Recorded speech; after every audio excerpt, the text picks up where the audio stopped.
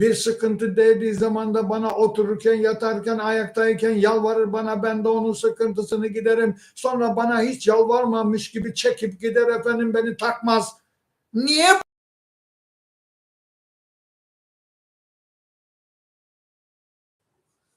Merhaba değerli izleyicilerim.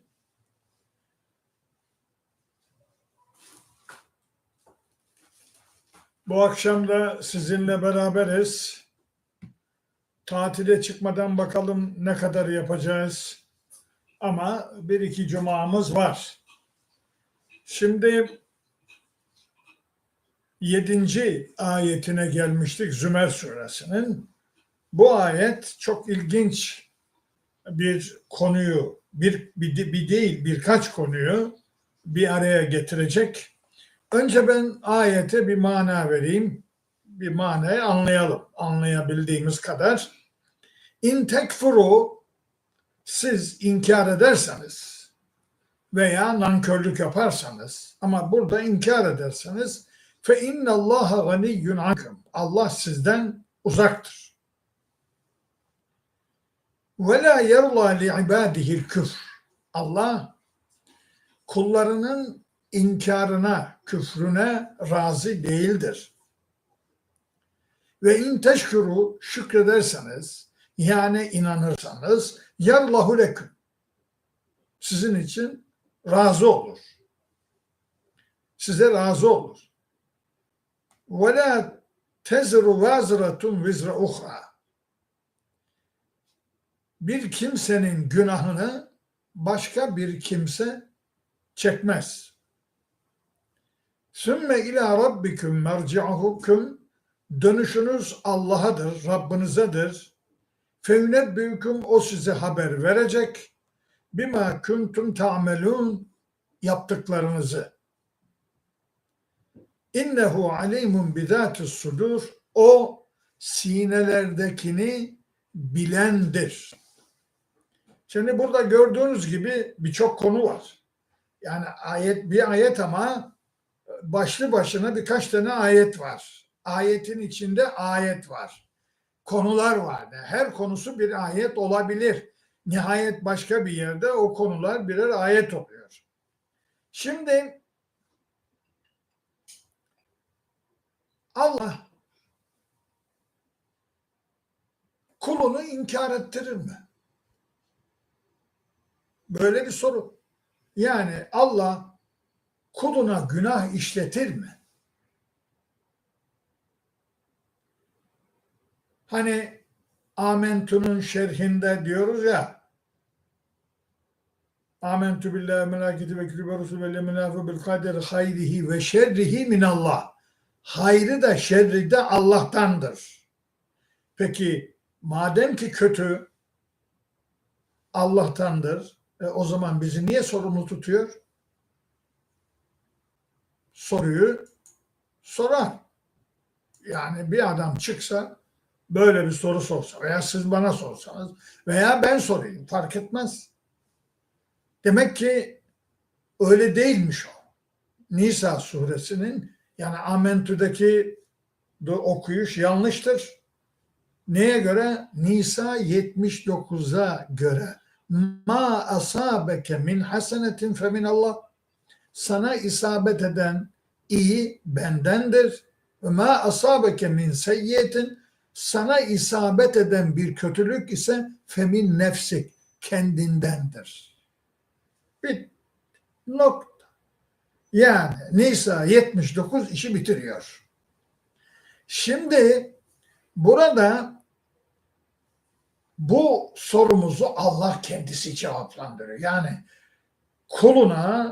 kuluna inkar et der mi? Veya kulunun inkarına sebep olur mu?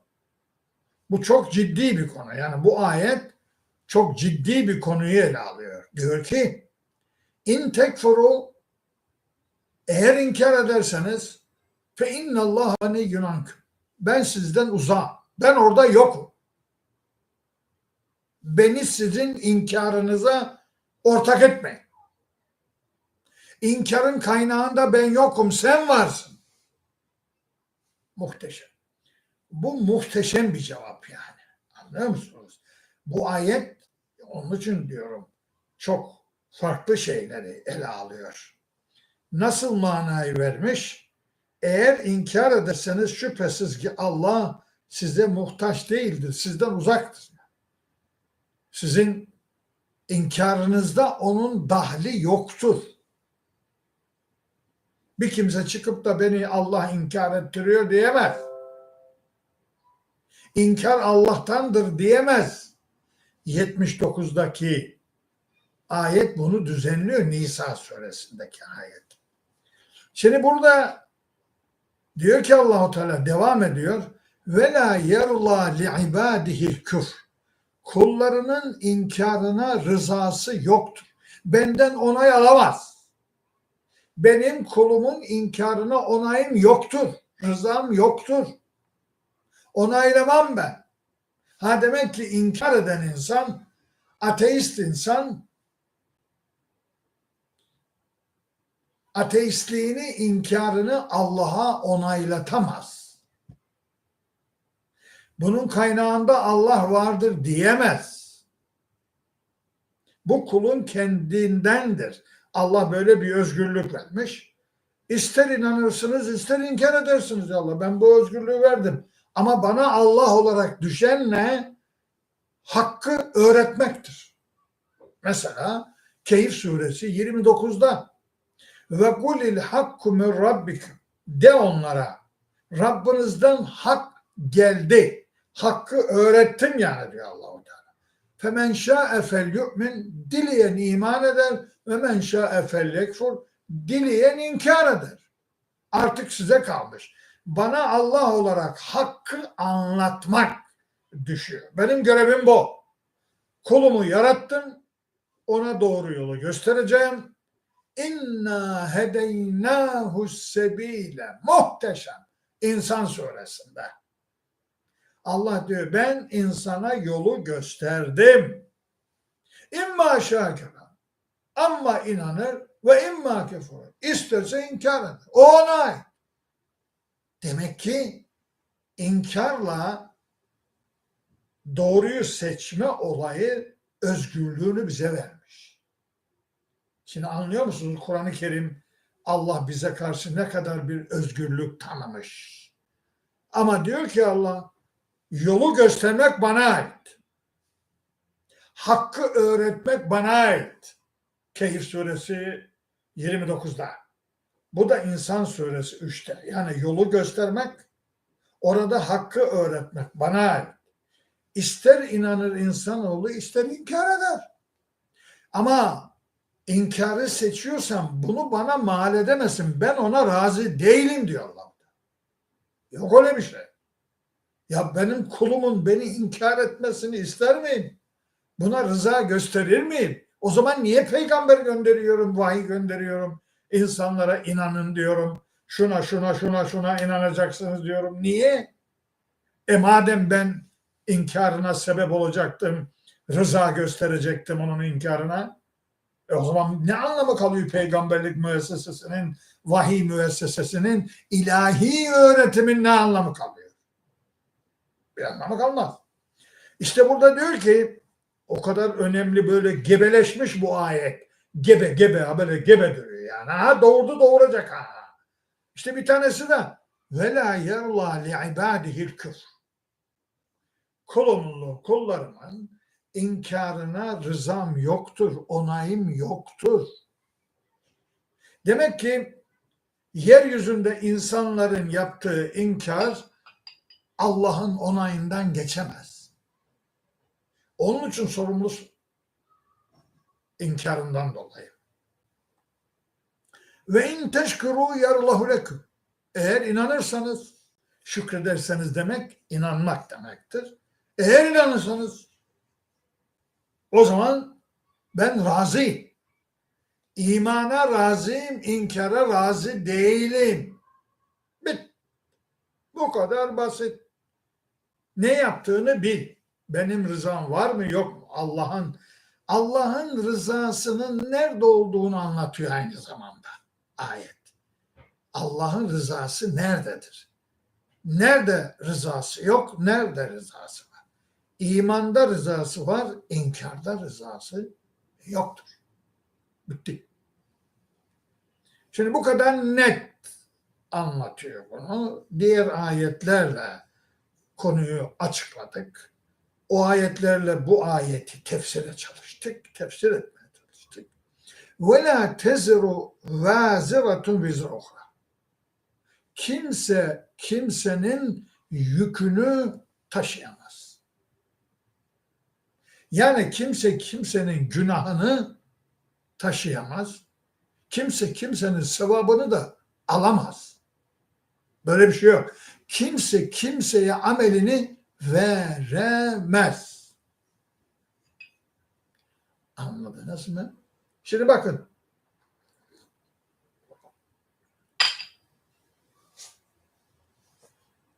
Lokman suresinde Yüce Allah ne diyor?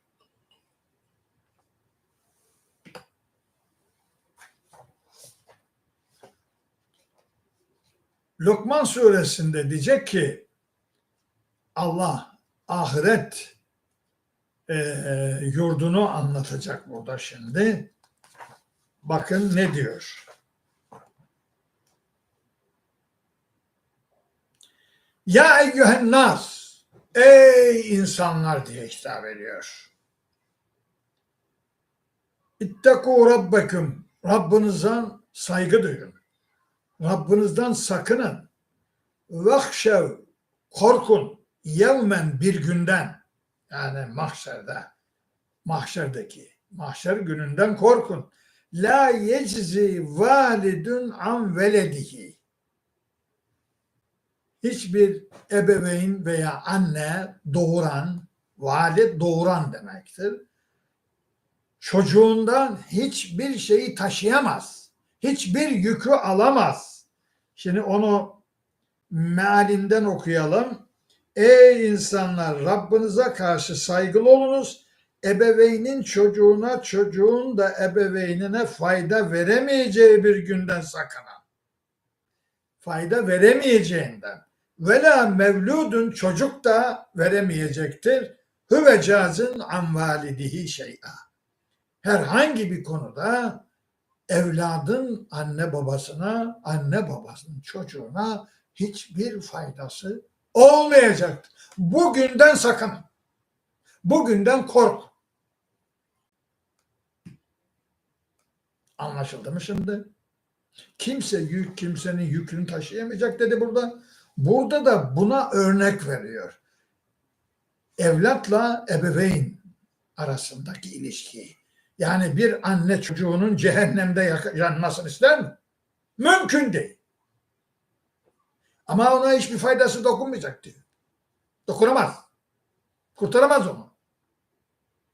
Ama sizin şeyhleriniz sizi kurtaracak diyorlar. Doğru değil mi? Ya bak burada ne diyor? Kargalar güler.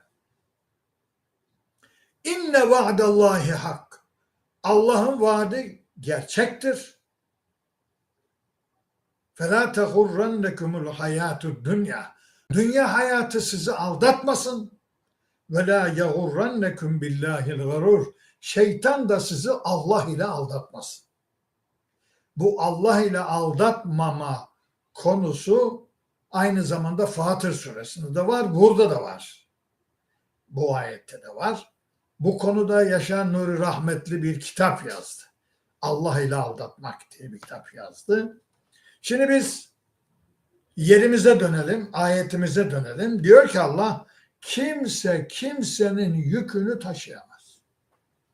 Günahını taşıyamaz. Mümkün değildir. Hani bizde derler halkta, ya sen bunu yap.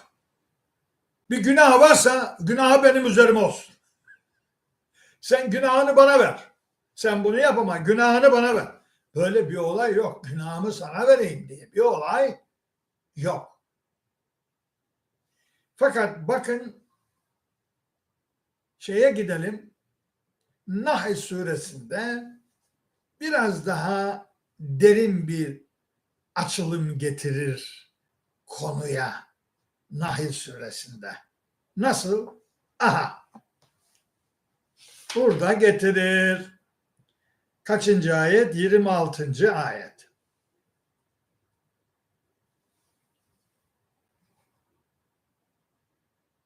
Allah.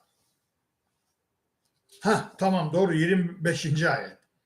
لِيَحْمِلُوا اَوْزَارَهُمْ Kendi günahlarını, kendi amellerini taşırlar.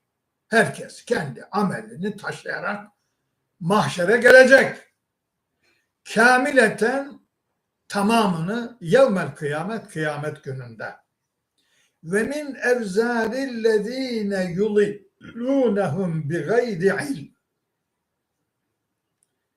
Sadece şu diyor Allahu Teala, kimi yoldan çıkardıysalar, bilmeden, cehaletle yoldan çıkardıysa, onun günahının bir kısmını da yüklenir. Elâ sâ'e mâ yezirûn. Onlar ne kötü şey taşıyorlar. Yani yüklendikleri şey ne kötüdür diyor Allahu Teala. Şimdi burada çok ilginç bir şey söylüyor. Bir kadını, diyelim bir erkek veya başka bir kadın yoldan çıkarttı. Çıkarıyorlar ya. Nihayet genel evlerdeki kadınlar birilerinin yoldan çıkarmasıyla oralara düşüyorlar. Anlıyor musunuz? Yani birileri birilerini kandırıyor. Erkek çocukları kandırıyorlar mesela. Homoseksüellik nasıl meydana geliyor yani?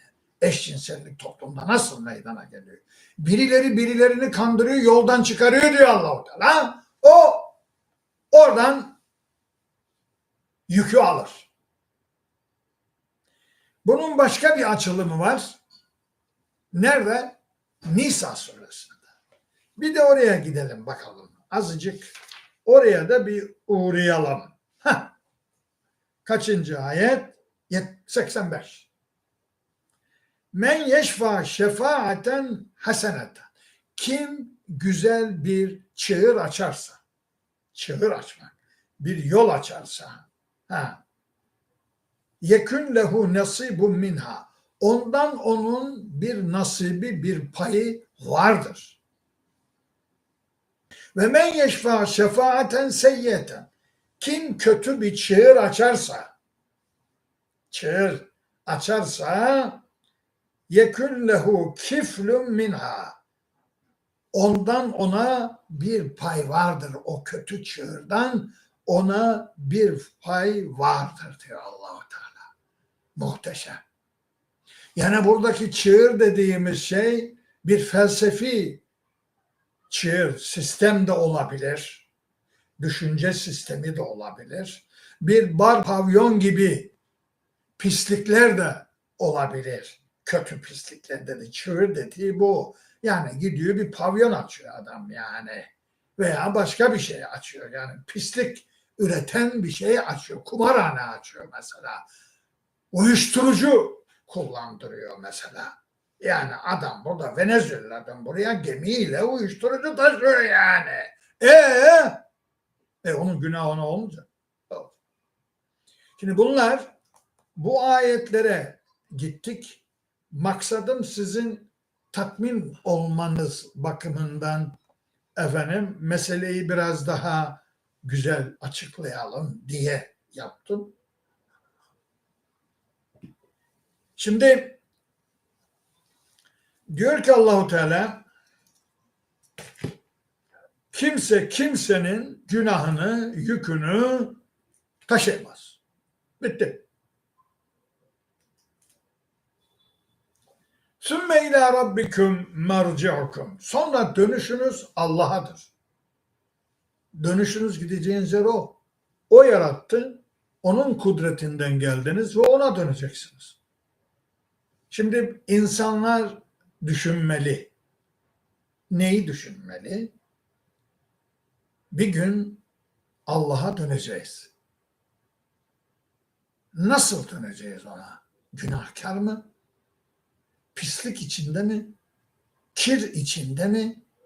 suçluluk içinde mi, yoksa göğsünü yara yara mı,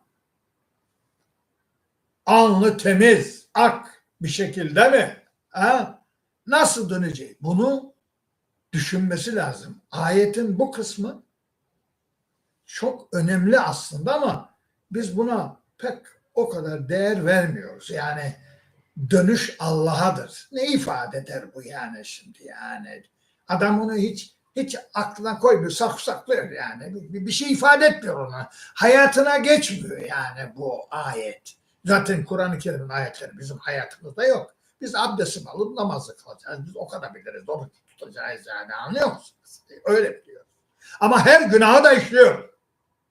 5 vakit namaz kılıyoruz, kul hakkı yiyoruz. Yalan konuşuyoruz. Dedikodu yapıyoruz. İftira yapıyoruz. Peygamberin hanımına da iftira etmediler. Bu kadar basit. Bu kadar basit ya. Şimdi İleyhi merci'ukum, dönüşünüz Allah'adır. Şimdi insanoğlu düşün şimdi hayatında, ben size konuşuyorum buradan. Şimdi siz bunları anlatacaksınız. Bu videoları göndereceksiniz her yere. Yarın ben Allah'ın huzuruna nasıl çıkarım? Nasıl çıkacağım? Bunu düşünerek hayatına düzen vereceksin. Şimdi hayatında imtihan konusunda düşünmüşümdür. Yani 30-40 kişilik, 50 kişilik sınıfımız var talebe. Ya talebenin huzuruna yarın beni hoca kaldırdı. Kalk bayraktar. Sözlüğe. Ne yapacağım? 50 tane arkadaşım. Ben tahtadayım. Hoca soru soracak. Sen bilemeyeceksin. Bu beni başarılı kılmıştır. Her gün hazır olmuşumdur. Bizim zamanımızda öyleydi. Kalk tahtaya. İçeri girer hoca, kalk tahtaya. Hatta İmam Hatip 6. sınıfta okurken fıkıh dersini hoca bana anlattırırdı. Kendi anlatacağı kısmı dersi bana anlattırırdı. Yani işlenmemiş dersi bana anlattırırdı. Evet. Girerdi sınıfa, bayrakta kalk anlat bakayım. Fıkhın şu konusunu. Usulü fıkıh. Allah Allah. Ya ben mi hocalık yapacağım, sen mi hocalık yapacaksın? Diyemezsin bunu. Deme hakkın yok. Ben bir sonraki dersi de yapardım. Hocanın işlediği dersi değil. Bir sonraki dersi de yapardım. Rezil olacaksın. Hoca sana güveniyorsanız, başarılı kabul ediyor seni. Kalk tahtaya ders anlat. Kendi anlatacağı dersi bana anlattırıyor. Düşünebiliyor musun? Mecbur çalışacaksın. Rezil olursun. Ha şimdi burada Allah'a döneceksin düşüncesi insanda varken onun nefsi harekete geçip onu günaha götürebilir mi? Yani bir gün ben Allah'a döneceğim diyen bir siyasetçi yanlış yapar mı? Yolsuzluk, hırsızlık yapar mı? Ha? Ben Allah'a döneceğim.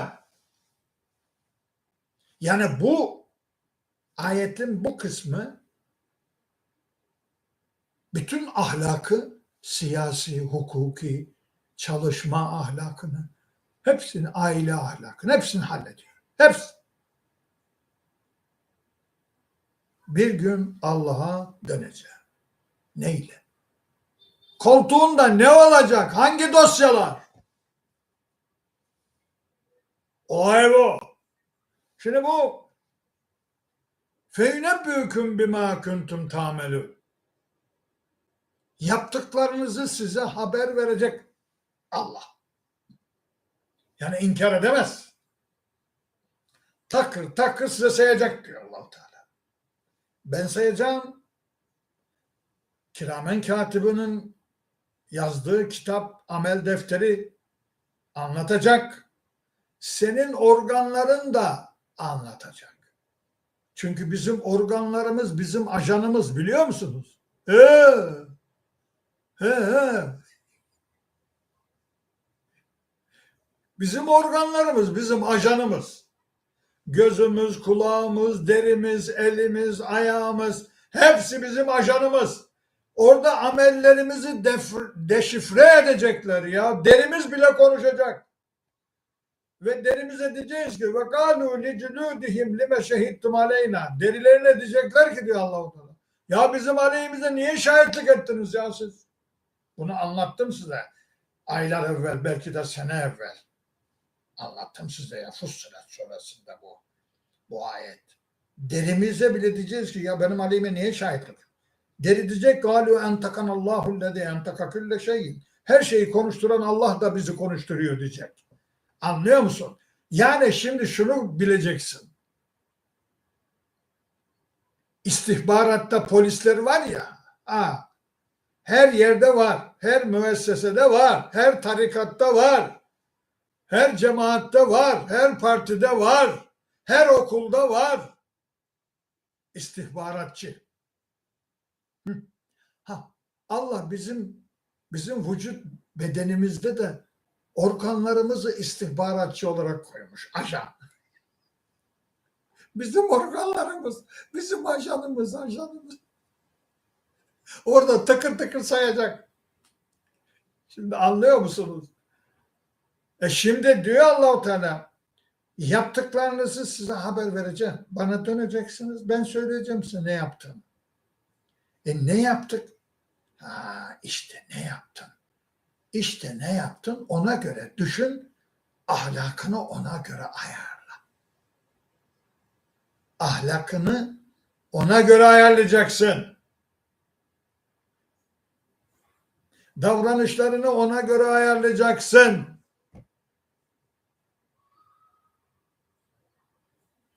Peki hakimsin mesela. Hakim. Karar verdin. Haksız yere karar verdin. Haklı olana vermedin hakkı, haksız olana hakkı verdin. Öyle mi? Nasıl orada ödeyeceksin onu? Allah diyecek sana ki sen falancının hakkını falancaya verdin. Anlat bakalım. Söyle bakalım. Ne diyeceksin?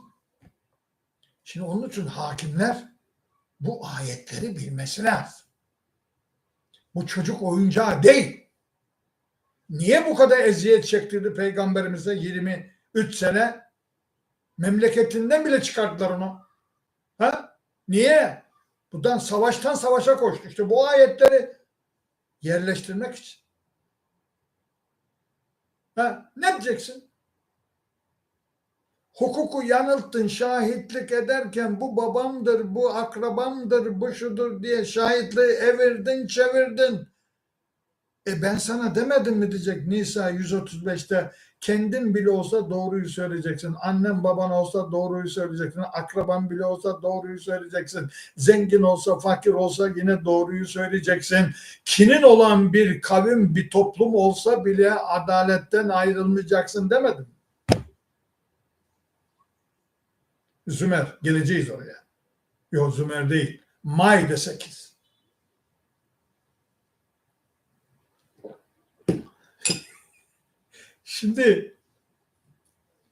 Şimdi şu ayetin bu kısmı var ya, ahlakın temeli. Her çeşit ahlak. İleyhi merciukum. Allah'a döneceksiniz. Dönüşünüz Allah'adır. O size yaptıklarınızı haber verecek. İfşa edecek. Önüne koyacak. Niçin? İnnehu alimun bizatis sudur. Allah sadece yaptıklarınızı değil, sinenizden, gönlünüzden geçirdiklerinizi bile bilir. O bile onları bile biliyor. Allah böyle bir Allah'tır.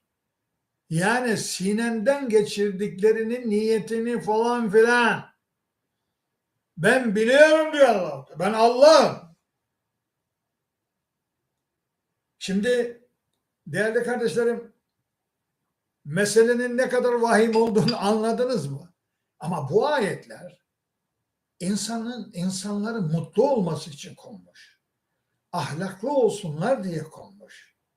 Bunları bilerek hareket eden adam yanlış yapmaz, haksızlık yapmaz.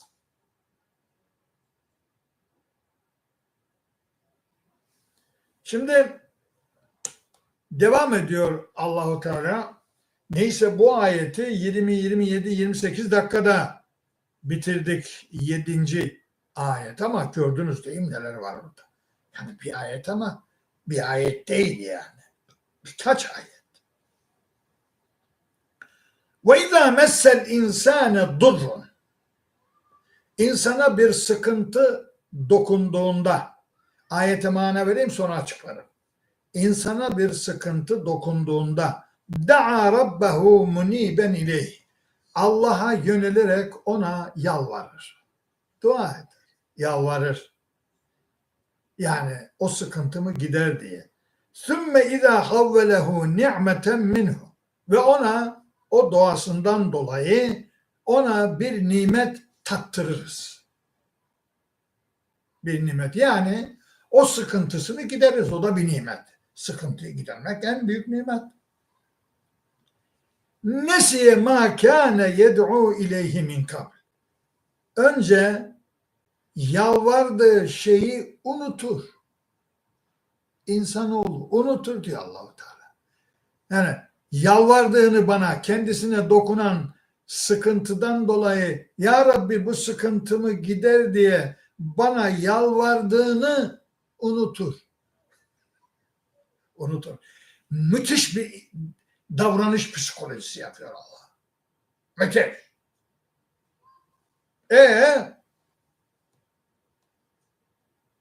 Ve ceale lillahi endaden liyudilla an sebili.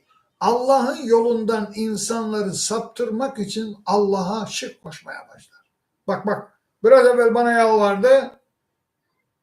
Sahte tanrılarına yalvarmadı. Onlar bir iş yapamaz, onu biliyor. Bana yalvardı. Ben de onun sıkıntısını giderdim. Bu sefer bana şirk koşmaya başladı. Hale bak. Bu insana bak. Unuttu bana yalvardığını. Kul de onlara ya Muhammed. Onlara şu mesajımı ver. Temetta bi küfrike galeyla. Şu inkarınızla bir müddet yaşayınız. Az bir zaman yaşayınız. İnneke min eshabinler. Siz cehennem halkısınız. Cehennem halkındansınız. De onlara. Şimdi değerli kardeşlerim burada muhteşem bir insan psikolojisi, davranış psikolojisi anlatıyor. Nankör insanın durumunu anlatıyor. Bu Kur'an'da çok var. Fakat çok ilginç. Mesela Yunus suresinden 12. ayeti midir? Öyle olması lazım. Yunus suresine gidelim. Efendim bak şimdi burada ne diyor? Bir defa 12 midir? Evet. Muhteşem. 12. Anneme Allah rahmet eylesin. Şimdi buna da bir mana verelim. Arkadaştır bu ayetler yani. Anlıyor musunuz? Ve izâ messel insâne durru. İnsana bir sıkıntı dokunduğu zaman da da'ana bana yalvarır. Li cembihi yatarken ev kâ'imen ayaktayken ev kâ'iden otururken. Otururken, ayaktayken, yatarken bana yalvarır. Yani o sıkıntımı gider ya Rabbi diye yalvarır bana. Felemma keşefna anhu lurrahu. Biz ondan o sıkıntıyı giderdiğimiz zaman merra geçip gider. Keellem yed'una ila lurrim messe. Kendisine dokunan o sıkıntıdan dolayı sanki bana hiç yalvarmamış gibi çekip gider diyor. Evet. Evet. Şu hale bak, şu anlatışa bak. Kezalike zuyyine lil musrifine ma kanu ya'melun. Bu musrif insanlara yaptıkları amelleri süslenmiştir. Şeytan tarafından süslenmiştir. Şimdi Kur'an-ı Kerim bir psikiyatri kitabıdır. Allah burada kendini ortaya koyuyor. İnsanoğlunun Allah'ına, Rabbine nankörlük ettiğini söylüyor. İşte burada diyor ki anne babalara, biz gibi hocalara, talebeleriniz size, çocuklarınız size nankörlük yapar. Allah'ına yapıyor da sana yapmış da ne olmuş kulum diyor. İşte psikiyatri kitabı tedavi, ruh tedavisi yapıyor burada Kur'an-ı Kerim. Anlıyor musunuz? Çünkü anne babaya çocukların yaptığı nankörlüğe dayanılabilir mi? Dayanılabilir mi? Bir tek bu ayetler hatırlarsa, daha başka ayet de var ama ha, efendim, bu ayetleri hatırlarsa şöyle diyecek: ya bu insanoğlu yaratanına nankörlük yapıyor da bana yapmış da ne oldu? Ben hoca olarak çok nankör talebelerimi bilirim.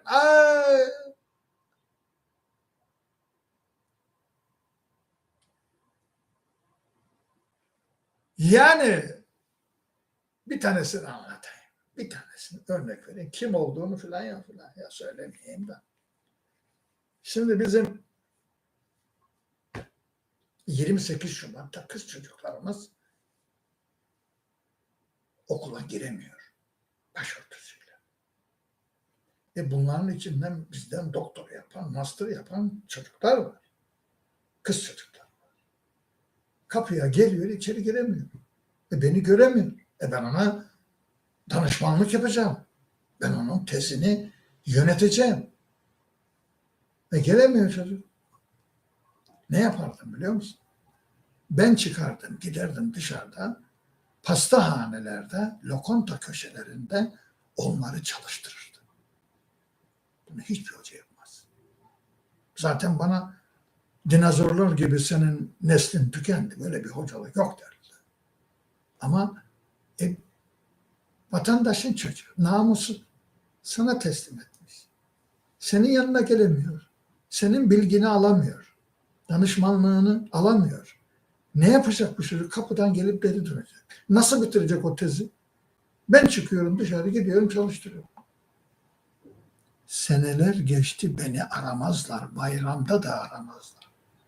Seneler 28 Şubat ihtilalini düşünün. Kaçta olmuş? Ne zaman olmuş? Biliyor musunuz? 20 küsür sene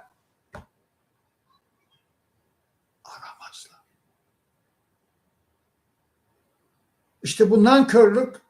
Ha, bu ayetleri bilince ben diyorum ki ya bırak. Bu insanoğlu Rabbine nankörlük yapıyor da sana yapmış da ne olmuş? Deyip kendime teselli veriyorum. Kendimi tedavi ediyorum. Bu ayetler bunun için Kur'an'a konmuş. Niye Allahu Teala diyor ki benim koluma bir sıkıntı değdiği zaman da bana otururken, yatarken, ayaktayken yalvarır bana, ben de onun sıkıntısını giderim. Sonra bana hiç yalvarmamış gibi çekip gider, efendim beni takmaz. Niye bunu bana anlatıyor? Soruyorum. Beni tedavi ediyor. Olay bu. Olay bu. Şimdi kusura bakmayın, yaramı deştim. Yani bu ayetler yaramı deşti. Ne günlerimiz geçti pastane köşelerinde, lokanta köşelerinde, ama yıllar geçer, bayrama telefon bile etmez. Bırak hocayı ziyareti, bırak telefon bile etmez. İşte bu durum Allahu Teala kendini ortaya koyarak anlatıyor iş. Muhteşem. Böyle tedavi olur. Kendini ortaya koyarak efendim bizi tedavi ediyor. Teselli ediyor bizi. Bize psikolojik danışmanlık yapıyor. Bu psikiyatrik danışmanlık yapıyor bu Kur'an-ı Kerim. Kur'an-ı Kerim böyle bir kitap. Şimdi yani sıkıntı dokunduğu zaman diyor, bak sıkıntı dokundu diyor. Çok önemli bu. Allah ben dokundurdum ona sıkıntıyı demiyor bak. Sıkıntı ona dokundu. Aynen mikrop gibi. Mikroba bulaştı. Mikrop ona bulaştı. Sıkıntı ona dokundu. Psikolojik sıkıntı, psikolojik bir olay. O da bir mikrop. O da bulaşıyor. Covid gibi. Şimdi bu sıkıntı dokundu, Allah onu giderdi, sonra Allah'ı tanımadan geçti gitti diyor 12'de Yunus. Burada da aynısını söylüyor ya. Unuttu diyor. Bana yalvardığını unuttu. Hale bak ya. Burada diyor unuttu. Orada diyor geçip gitti. Beni hiç takmadı. Sırtını döndü bana geçti gitti. Bir zamanlar ben Allah'ıma yalvardım bu sıkıntıyı gider dedim. Giderdi. Giderdi. Ama sen onu unuttun. Ve geçip gittin. Takmadın Allah'a. Bir de üstelik burada diyor ki insanları yoldan çıkarmak için bana şirk koştu. Şirk. Bana şirk koşarak başkalarına da şirki bulaştırıp da onları yoldan çıkar. Bunu da yapıyor. Sadece unutmakla kalmıyor yani. O yalvardığı Allah'a şirk koşuyor ve başkasını koşturuyor. Aman ya. Şimdi düşünebiliyor musunuz bu adam? Şimdi nasıl bir davranış psikolojisi anlatıyor değil mi? İnsanın geçip gitmesine, unutmasına kadar, davranışlarına kadar her şeyi anlatıyor Allah Teala. Enine boyuna. Hiçbir kapalı yer bırakmıyor Allah.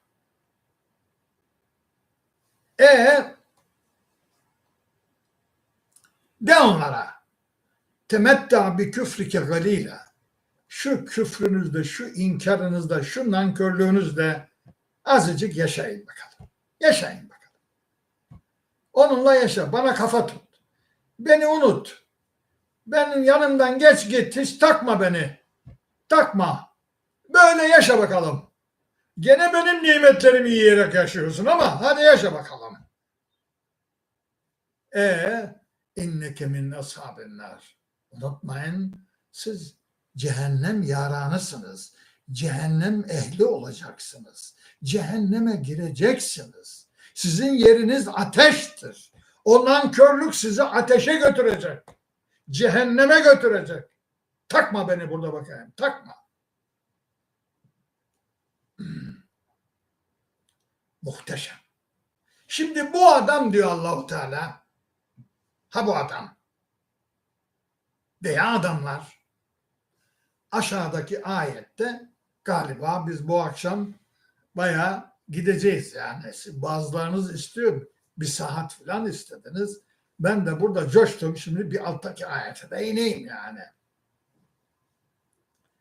Emmen huve o adam olabilir mi? Mıdır? Kaimetun kanitun ana el-leyli saciden ve kaima. Geceleri secdeye giderek, ayakta durarak ibadet yapan gibi olabilir mi bu adam? Bu nankör adam. Yahzarul ahirete, ahiretten korkar, çekinir ve yercu rahmete rabbik ve Rabbinin rahmetini umar. Yercu, raca yercu ummak. Rahmete rabbihi, Rabbinin rahmetini uman gibi midir bu adam? Kul de hel yestevillezine ya'lemune vellezine la ya'lemun. Bilenle bilmeyenler eşit olabilir mi? Diyor Allah. İnnemâ yetezekkeru ulul elbâb. Ancak akıl sahipleri düşünüp öğüt alır. Bu ayette bu. Bu ayeti bitirelim. Kaç dakika olduysa oldu. Boş ver. Gideriz bir sanata, ne olacak yani? Ne var ya? Öyle değil mi?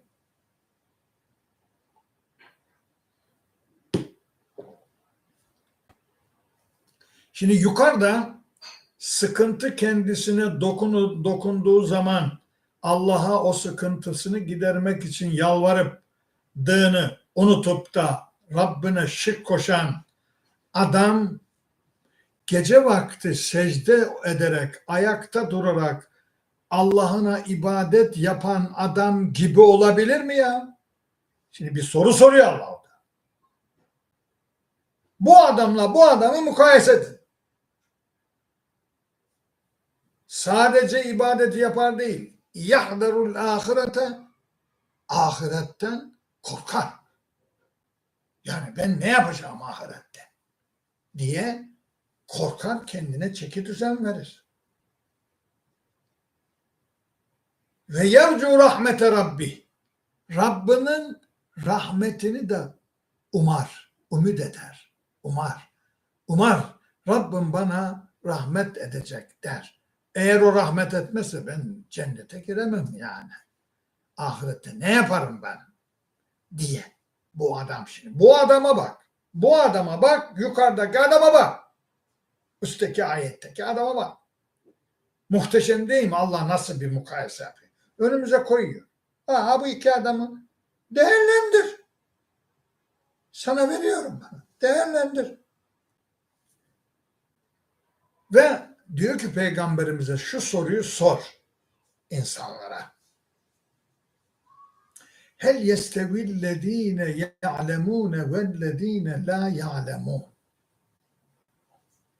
Bilenlerle bilmeyenler bir olur mu? Muhteşem. Yani yapılan nimetin kıymetini bilen, onun değerini bilen adam veya başka bir bilgiye sahip olan adam ile bilmeyen cahil adam bir olamaz diyor Allah-u Teala. Böyle bir sınıflama yapıyor Yüce Allah. Hangi konuda bileceğini söylüyor. Bakın bu çok önemli bir nokta. Yani Kur'an-ı Kerim bilgiye nasıl önem veriyor? Bu bilen kelimesine inanan da diyebiliriz.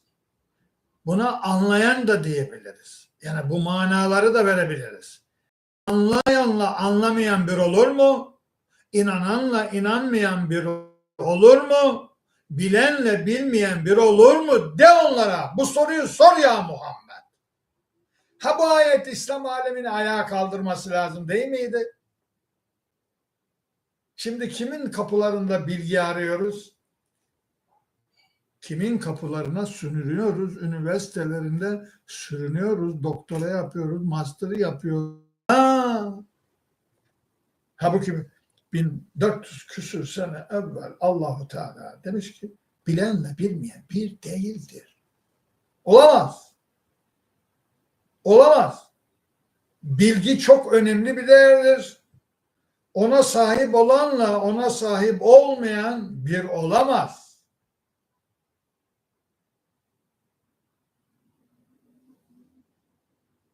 Kitabımız var.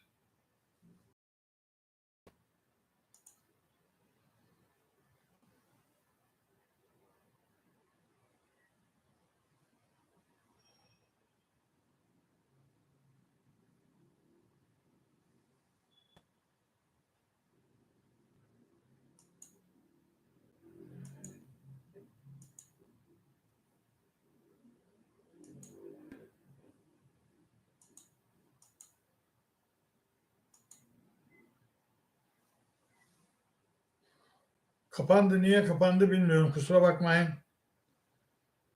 Şimdi bizim bir kitabımız var.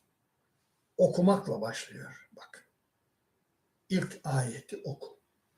Bak burada ne diyor? Bilenle bilmeyen bir olmaz. Olabilir mi diyor. Bir sor onlara. İnnemâ yetezekkeru ulul elbab. Ancak akıl sahipleri düşünüp öğüt alır. Lüb kelimesini kullanıyor burada. Bu lübbü anlatmıştım size. Bir akıl türü. Bir akıl türü. Kur'an'da çeşitli akıl türleri var yani. Lüb, akıl, hicr, hilm, gibi akıl türleri var. Bunlardan bir tanesi lüb. Lüb, lebbe fiilinden gelir. Bir şeyin bilinmezlik kabuğunu kırıp içine girip konunun özünü dışarı çıkarmak. Özü dışarı çıkarmak, öze inmek. İki hareketi ifade eder. Akıl, konuların, meselelerin, problemlerin bilinmezlik kabuğunu kırıp özüne inen, özü dışarı çıkaran demektir. Lüb denen akıl. Anlıyor musunuz? Sonra lüb denen akıl ne anlama gelir biliyor musunuz? İlik. İlik. Hani kemiğin içerisinde ilik var ya, hani kan yapar. Kanı yapan fabrika ilik. İlik yapar. İlik yapar bunu. Lüb denen akıl da ilik anlamına gelir. Aklını kullanmayan toplumlar kan kanserine yakalanır. Kan üretmiyor çünkü. Akıl kan üretmiyor. Aklını kullanamıyor. Lüb denen aklını. Kan üretmeyince o toplum yürüyemez. Kan kanseri olmuş, yürüyemez. Kan kanseri olmuş. Ölüme yakındır. Bu Kur'an'ı görüyor musunuz? Görüyor musunuz? Şimdi değerli kardeşlerim, İnşallah bir dahaki cuma sağsak bir daha yaparız. Ondan sonra tatil meselesini konuşuruz. Zaten bayram geliyor. Bir dahaki cumayı yaparız inşallah. Ben sizlere selam, sevgi ve saygılarımı sunuyorum. Allah'a emanet olun diyorum. İyi geceler efendim. Hoşça kalın.